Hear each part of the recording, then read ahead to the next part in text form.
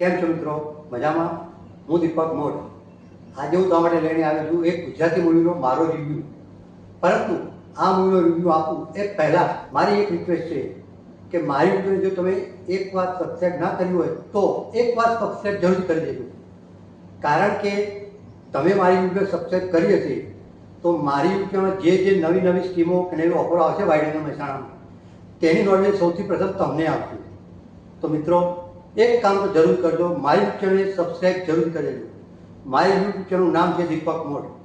તો મિત્રો શરૂ કરીએ. જે ગુજરાતી મૂવી આવી રહી છે, મૂવીનું નામ છે શસ્ત્ર.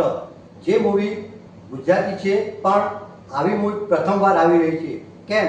અત્યારે ઘણી બધી મૂવી આવી ગઈ, લગ્ન પ્રસંગ ઉપર, મારધારથી ભરપૂર, લવ સ્ટોરી, કોમેડી. પરંતુ આ જે મૂવી આવી રહી છે શસ્ત્ર, એ મૂવી સાયબર ક્રાઇમ પર આધારિત છે.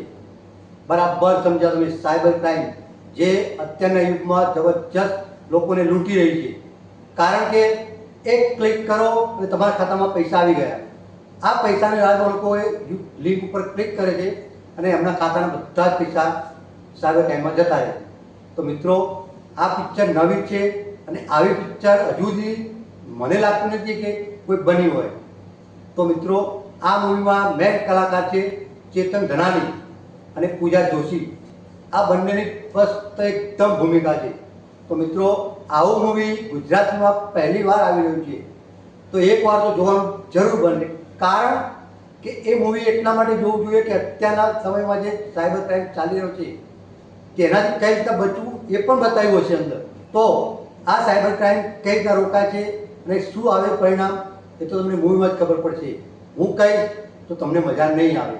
અને મિત્રો આમાં એક વસ્તુ બીજું બતાવ્યું છે, સાયબર ક્રાઇમ વડે લોકો પોતાના મોબાઈલમાં અને લોકોના ગેજેટમાં બોમ્બ બ્લાસ્ટ કરી રહ્યા છે, મતલબ કે બ્લાસ્ટ કરી રહ્યા છે, જેના કારણે લોકોને જાનહાનિ પણ થાય છે અને તેમના સાધનોનું નુકસાન પણ થઈ રહ્યું છે. તો મિત્રો આ મૂવી તમારે એકવાર જોવી જરૂરી છે. મિત્રો મળીશું હવે નેક્સ્ટ વિડીયો. ત્યાં સુધી આ વિડીયોને લાઈક, શેર ને સબસ્ક્રાઈબ તો જરૂરથી કરી દેજો.